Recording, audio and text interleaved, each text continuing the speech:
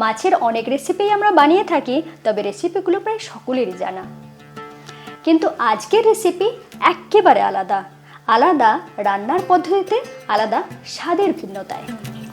রান্নাটা করতে করতেই যখন সুঘ্রাণ পাবেন তখনই বুঝতে পারবেন এই রান্নাটা ঠিক কতটা সুস্বাদু হতে পারে। রান্নাটা খুব সহজ করে শিখে নিতে সঙ্গে রইলাম আমি ঋতুপর্ণা। আপনারা দেখছেন ঋতুর রান্নাঘর। আজকে আমি এটা পাবদা মাছেই বানাচ্ছি, আপনারা কিন্তু যে কোনো মাছে বানাতে পারেন। আমি এখানে নিয়েছি 500 গ্রাম পাবদা মাছ। বাজারে গিয়ে এরকম বড় বড় নদীর পাবদা পেলাম, তাই লোভ সামলাতে পারলাম না, তাই আজকের রেসিপিটা এই পাবদা দিয়েই। মাছটা বেশ ভালো করে পরিষ্কার করে ধুয়ে নিয়েছি। এরপর এখানে দিয়ে দিচ্ছি নুন, দিয়ে দিচ্ছি হলুদ গুঁড়ো, আর দিয়ে দেবো হাফ চা চামচ রেড চিলি পাউডার। যেমন আমরা মাছে নুন হলুদ মাখিয়ে নিই সেইভাবেই মাখিয়ে নিচ্ছি, শুধু এখানে দিয়ে দেবো সামান্য একটু লেবুর রস, গন্ধটা যাতে একদম ফ্রেশ থাকে।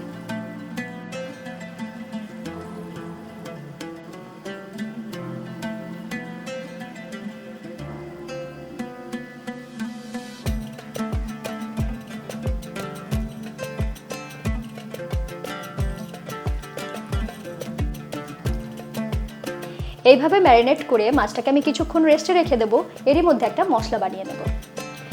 এখানে এই মশলার প্রধান উপকরণ হলো গোবিন্দভোগ চাল, সেটা আমি নিয়েছি 1 টেবিল চামচ। এখানে এই চালটা ব্যবহার করার আগে অবশ্যই একটা শুকনো কাপড় দিয়ে মুছে নেবেন, যাতে চালের গায়ে নোংরাটা পরিষ্কার হয়ে যায়। আর নিয়েছি এখানে 1 চা চামচ গোটা মৌরি, সাথে নিয়েছি 2টো ছোট এলাচ, আর নিয়েছি 10-12টার মতন গোটা গোলমরিচ।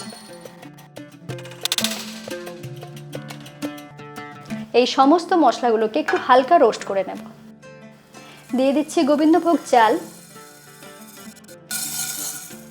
দিয়ে দিচ্ছি গোটা মৌরি, দিচ্ছি গোটা গোলমরিচ, ছোট এলাচ, আর এখানে দিয়ে দেব সামান্য একটু নুন। যেহেতু এই মশলাটাকে আমি শুকনো বাটবো, নুন দিয়ে এইভাবে বেটে দেখবেন খুব সহজে বাটা যাবে।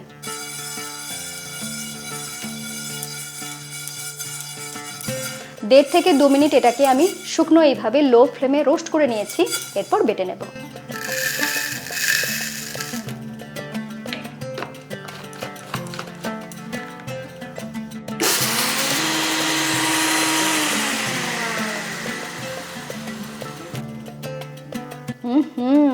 অপূর্ব গন্ধ, একদম মোলায়েম করে বেটে নিয়েছি।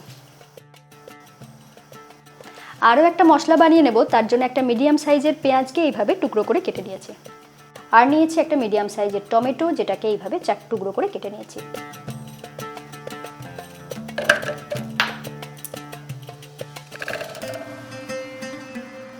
সাথে ঝাল হওয়ার জন্য দিয়ে দিচ্ছি 2টো কাঁচা লঙ্কা।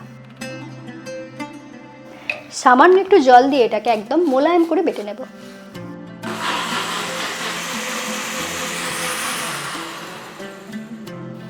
এই দুটো মশলা বানিয়ে নেওয়ার পরে রান্নাটা কিন্তু খুব কম সময়ে সহজেই হয়ে যাবে। দিয়ে দিচ্ছি সরষের তেল,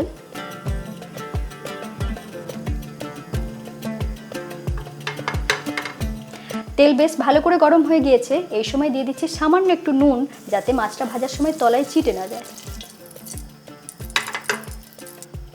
এরপর একে একে মাছগুলো দিয়ে দিচ্ছি।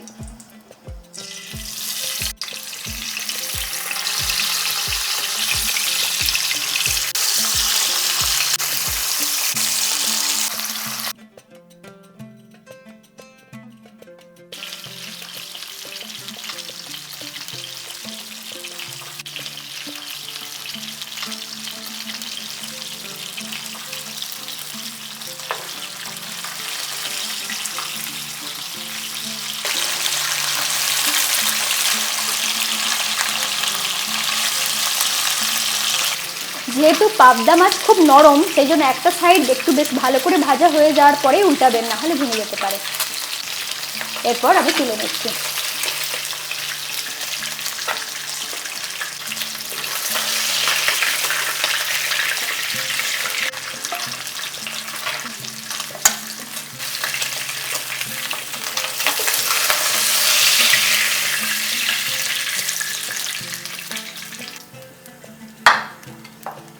ওই তেলেই দিয়ে দিচ্ছি কিছুটা কালো জিরে। কালো জিরেটা বেশ ভালো করে ভেজে নেওয়ার পরে এখানে দিয়ে দিচ্ছি 1 টেবিল চামচ আদা রসুন বাটা।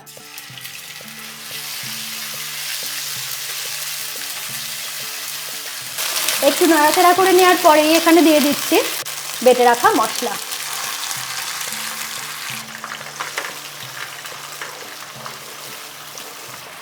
এই বাটা মশলাটাকে একটু সময় নিয়ে কষিয়ে নিতে হবে।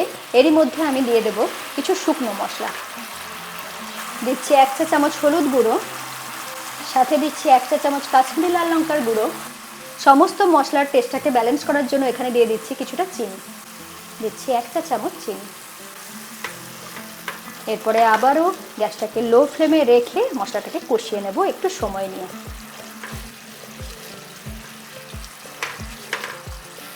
মশলাটাকে আরও ভালো করে কষিয়ে নেওয়ার জন্য এটাকে ঢেকে কিছুক্ষণের জন্য রান্না করে নেব। 1 থেকে 1.5 মিনিট এটাকে এইভাবে কষিয়ে নিয়েছি। এরপর খুলে দেখাচ্ছি।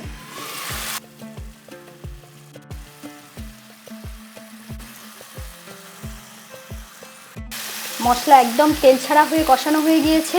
এই পর্যন্ত কিন্তু অবশ্যই মশলাটাকে ভালো করে কষিয়ে নেবেন। দেখুন মশলাটা কষানোর পরে কত সুন্দর রং এসেছে। ঠিক এই সময় আমি দিয়ে দিচ্ছি ভাজা মশলাটা।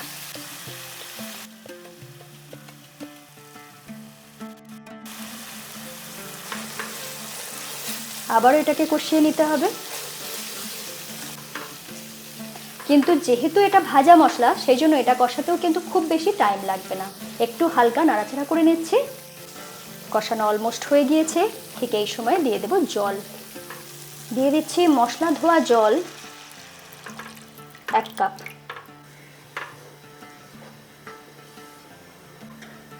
এখনই কিন্তু ঠান্ডা গ্রেভিতে মাছটা দেবেন না। গ্রেভি বেশ ভালো করে ফুটে ওঠার পরেই মাছটা দেব। গ্রেভি ভালো করে ফুটে ওঠার পরে মাছগুলো একে একে দিয়ে দিচ্ছি।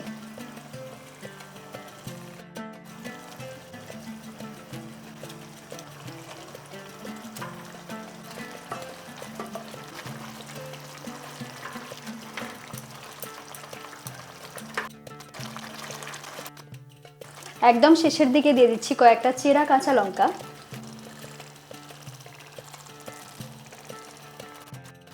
আর দিয়ে দেব সামান্য একটু ফ্রেশ ধনেপাতা।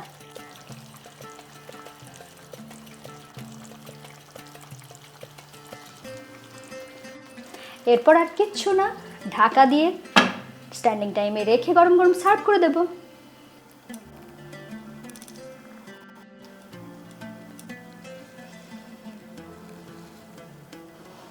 এইভাবে একবার মাছ রান্না না করলে সত্যি মিস করবেন। কেমন লাগলো রেসিপিটা জানার অপেক্ষায় থাকবো। ভালো লাগলে চ্যানেলটা আজই সাবস্ক্রাইব করে নিন, বেল আইকন প্রেস করে রাখুন। সকলে খুব ভালো থাকুন। আবার দেখা হচ্ছে এরকমই নতুন রেসিপির সাথে।